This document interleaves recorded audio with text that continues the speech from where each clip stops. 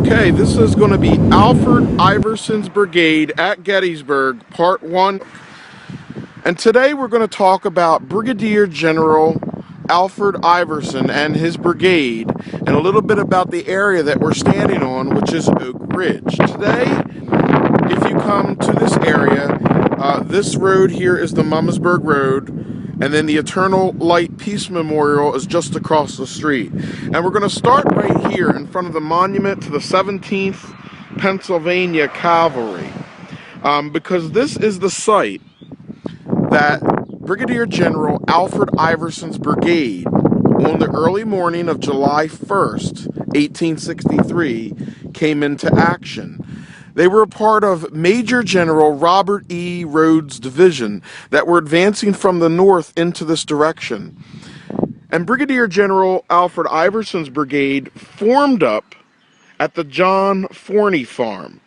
Now, one thing that visitors of the Gettysburg battlefield don't realize today is at one time, right about where the tree stood over here, there was a farmhouse owned by a man named John Forney.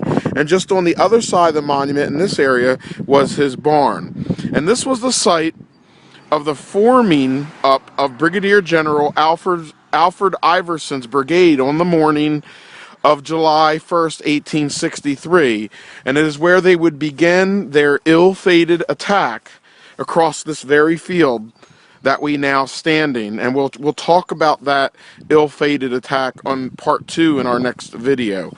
The John Forney farm sat here on the Mummersburg Road. It was also used just after the action as a field hospital, and it was also the retreating of the Alfred Iverson's brigade, and it's actually a spot where some of the soldiers shielded themselves from artillery fire coming off the Union troops behind the stone wall in the distance. And again, we'll go over that in our next video. But again, this has been Alfred Iverson's Brigade, Part 1. Iverson's Brigade at Gettysburg, Part 2. And just in the center of our screen, the tree that you see is where we shot our first video. And this is where Brigadier General Alfred Iverson began to march toward our camera with his brigade of North Carolina troops past the John Forney farm, which is marked by the tree there in the distance. And he marched them in this direction because he believed that Union soldiers from Henry Baxter, Brigadier General Henry Baxter, were in this direction here by a stone wall and defending a stone wall. Though they couldn't have been seen at the time, he believed that Union soldiers were in this area, and he began marching. His plan was to hit this area and hit the flank of these Federal soldiers. Now, it was in this area that both the 11th and the 1st Corps came together and merged, and his job was to hit their flank, but he was not aware that a brigade of soldiers, and those soldiers would be under Brigadier General Henry Baxter, were hiding behind a stone wall. Now, just as we walked back in this direction, you can see the stone wall starts to disappear. So he did not realize that they were hiding behind that stone wall. As the troops passed the John Forney farm in perfect battle line formation, they began marching in this direction, and when they got to this point right up here where you see this little monument, those troops from Henry Baxter's brigade opened fire, and on the very first volley shot down over 500 of them instantly, killing them. They died in perfect battle formation. And today, when you come here, you can see this little dip in the ground here behind this monument. You can really see it good before the grass grows up. But this dip is where those men died in battle formation, and they were buried here on the field, right where they fell. Over the next few years, families from the South had their dead disinterred and taken south. However, just a few years after the battle of Gettysburg, a lot of the burial spots of these dead became unknown, and many of them still are buried here today on this spot on the first day's battlefield here at Gettysburg. Now again, marching from the John Forney farm on the early morning of July 1st, 1863, Brigadier General Alfred Iverson and his North Carolina troops began marching this direction toward the Union flank, believing that there were soldiers in this area, but not realizing that they were hiding behind a stone wall. And as we're walking here, you cannot see the stone wall in the distance. And as we begin to move up this hill, I want you to watch the camera and you'll see the stone wall appear. Now we're further than Iverson's troops ever got, so he never realized that they could not be seen. However, they never made it that far. These Union troops under Henry Baxter, Brigadier General Henry Baxter, and now you can see the stone wall starting to form, rose up from the stone wall, fired a volley into them, and instantly killed over 500.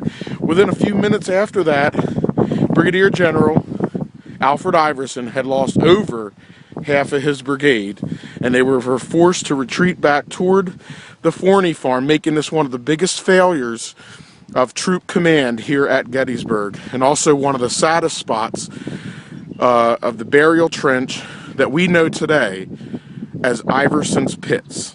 This has been Alfred Iverson's Brigade at Gettysburg, or Part 2, Brigade at Gettysburg, Part 3. And we're standing here today in front of the monument to the 88th Pennsylvania Volunteers, members of Brigadier General Henry Baxter's Brigade, on the morning of July 1st, 1863.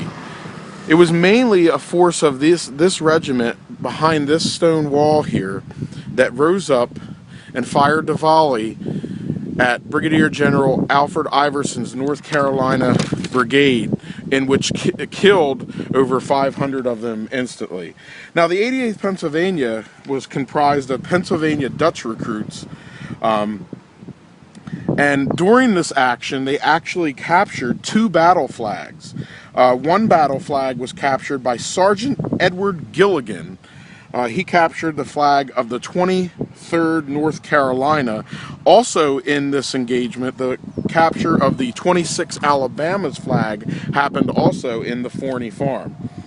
The monument is one of the more interested one because it contains a stack of soldiers' items that have been discarded after a battle. It's a stack of items such as a cap box and a cartridge box and a trumpet and cannon barrels and a drum and a backpack with a blanket roll. It's topped by the eagle, and it also has a laurel wreath near the top. It's one of the more interesting monuments here, actually one of the more beautiful ones here on the Gettysburg National Military Park. It has the items or the accoutrements of a soldier, but instead of wearing them, they're all stacked in a pile as if they had been thrown aside after a particular battle. One of the more neat things about this monument, or a challenge you might say, is for someone to come out here and try to find and name all the items on the pile on the top of this monument.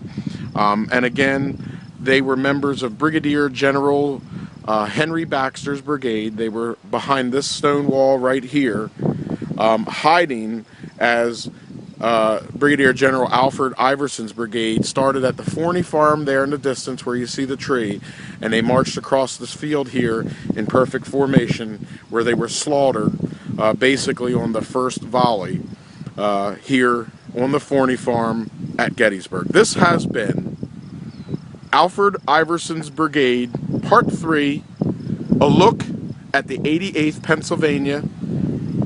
Iverson's Brigade, Part 4, our final part. And as a special bonus, we're going to add this Secrets of the Battlefield. Now today in the distance you can see the Edward McPherson farm, Reynolds Woods, and you can also see the railroad cut bridge. And if you drive on the auto tour to this area here where Wadsworth Avenue meets Buford Avenue and connects here with Reynolds Avenue, and you make a left at this road like you're going out toward the Eternal Light Peace Memorial, which you can see there in the distance. And also that was the site of the John Forney farm that we shot video 1, 2, and 3 on, all out in this field. This was the charge of Brigadier General Alfred Iverson's brigade from the Forney farmhouse across his farm over to Oak Ridge. But when you turn here, people always see this strange looking concrete object here on the side of the road and don't really understand what it is, if it's some kind of a base or a well or whatnot. What this item actually is, it is the former ticket office for an airport. And we're going to call this Iverson's Airport since it sits out here in the field where Iverson's brigade charged across. It was actually owned by a company called the Gettysburg Flying Service. And in October of 1929, there was actually an air show that was held in this field, which was attended by over 20,000 people. Two of the pilots that were here that day, Ira Eaker and Pete Quassad, actually would go on later in World War II to become famous fighter pilots. This was also the site where you could take off in an airplane, as you see the airplane flying above today from the Gettysburg Airport, which was built later on Route 30. You could fly from an airplane here and take air tours of the Gettysburg National Military Park. President Eisenhower used this airport to fly between his farm here in Gettysburg as well as the White House. And of course, in the 70s, the airport fell into a state of disrepair, and by 1981, it had just become a turf farm. But this strange object here is the old foundation for a little ticket building that once stood here on the site.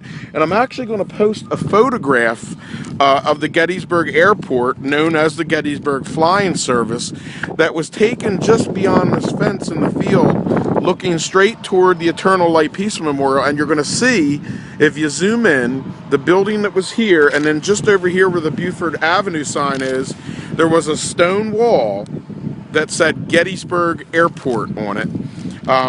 Again, as a special added bonus in our Secrets of the Battlefield, I'm adding this into the Alfred Iverson Brigade at Gettysburg video series. This has been Alfred Iverson's Brigade at Gettysburg, the site of Alfred Iverson's Airport, Part 4.